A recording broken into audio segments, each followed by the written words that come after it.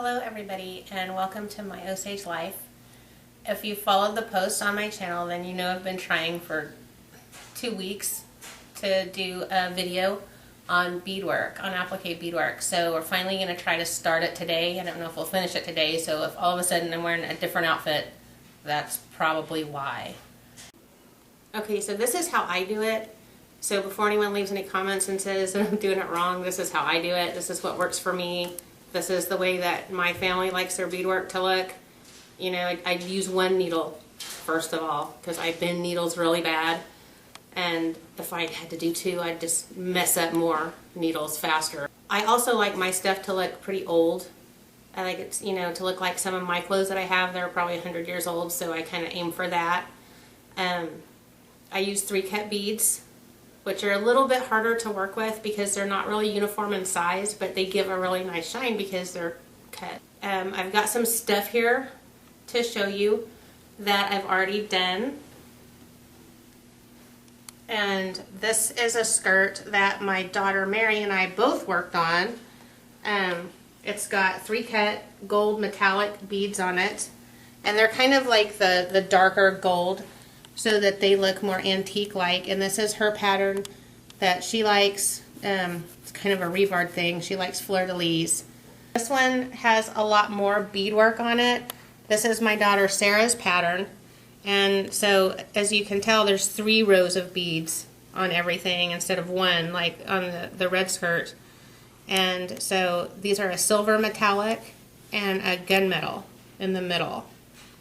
This is a blanket I'm working on for Nettie, and she's a little fancier. She likes everything shiny and pink and bright, so kind of going against my I like everything to look old thing, because this is just kind of Nettie's personality more.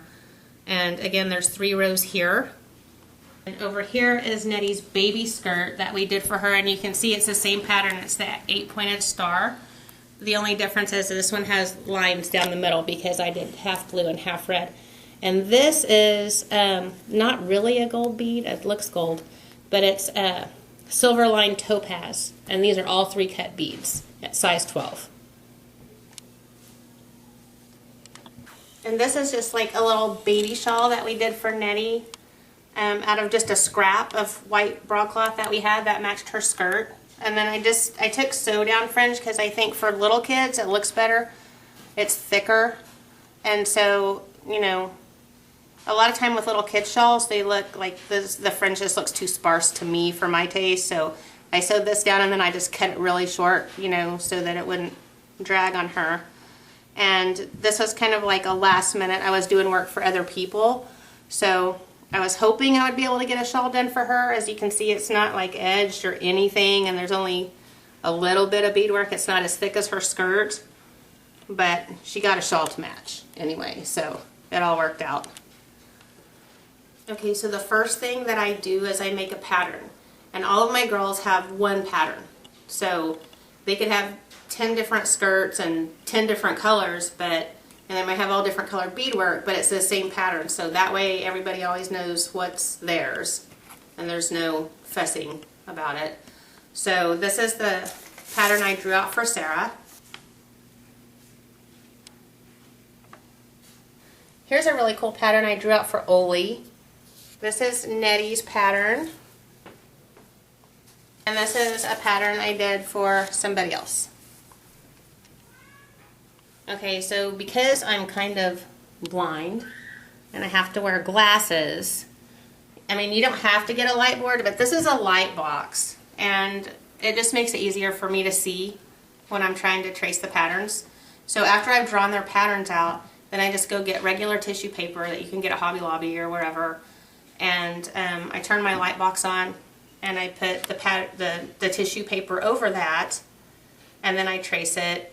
And depending, you know, if it's a skirt for the big girls, I'll probably make like 20 patterns. If they want a shawl or a blanket to match, then I just kind of double it. For Nettie, I don't know, I'll probably still make like 15 just to be safe. And you can use a pen or a pencil, it doesn't matter, really.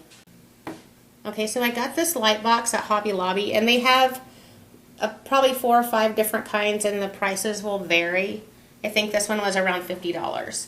But because I can't really see well without my glasses, and even with my glasses, I can't really see well since I turned about 42, I went ahead and got this because it just makes it a lot faster for me when I can see what I'm doing. Okay, so this is a shawl for Sarah. I always try to make them like a shawl and to match their skirts. Just I'm really picky about what the girls wear, and I like to spoil them. So I drew out all these patterns, and then I kind of, you know, I just kind of eyeballed how far apart I would like it to be, and then I did take a ruler after that to see what I ended up with.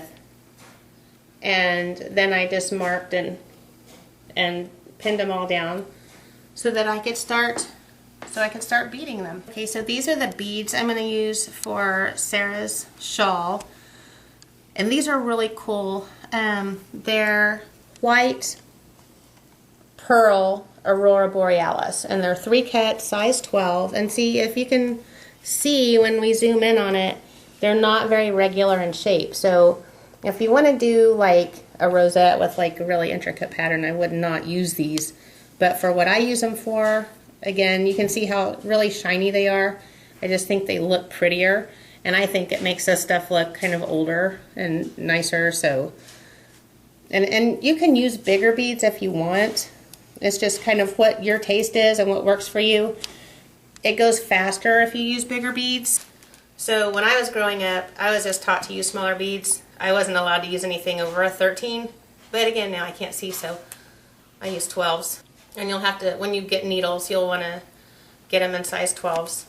This is like, I don't know, 10 hanks right here.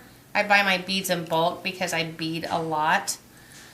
If you go to like an Indian store, you know, to get beads, you'll probably just get like that in one package. And that would last me like a day. So I order my stuff, and I'll get like, I think I ordered 20 hanks to make sure that I had enough for the skirt and the shawl, because I don't like to like stop in the middle and have to wait. And if they're out of something, which happened to me before when I was making my daughter's buckskin, then you know you have to wait sometimes a very long time for them to get more in stock, like months. So okay, so these are the beading needles, and you can get long ones or short ones. It doesn't really matter. I kind of like the long ones, but for some reason I ordered short ones. I don't know what I was thinking. But you want to make sure, right here it says that they're size 12. Because if you get needles that are bigger than your beads, they won't go through the holes. And the same thing with the thread. I order my thread also in cones because I use so much. Because if I'm not making a skirt or a shawl or a blanket, then I'm usually making, you know, their neck beads for them. That uses a whole lot of thread. Or I'm doing loom work or whatever, so I just use a whole bunch. So you can buy a lot smaller than this, and that's fine. It just depends on what your project is, and you know, if you want to keep running back and forth to the store or whatever. But I think these are about $20. Okay. So everyone makes fun of me, but this is what I used to hold my beads.